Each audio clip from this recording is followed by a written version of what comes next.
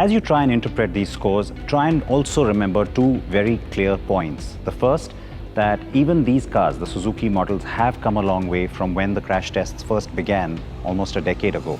Even the Wagon R's score overall has improved. You might not think so, but remember, stricter protocol, even more requirements in terms of scoring better now as compared to the first protocol for the Made in India cars crash tests. So the results we are seeing on both these cars really shouldn't come as a surprise, given they use the same MQB A0iN platform. This one is the frontal offset.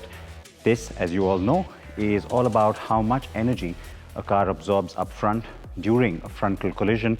And what you're seeing here is a pretty good thing. Visually, at least, you can straight away tell most of that impact has got absorbed from up to this point forward and hasn't really traveled back into the cabin. And this crash test result is a further endorsement of how cars can be built to Indian requirements, including budget, and yet be built safe.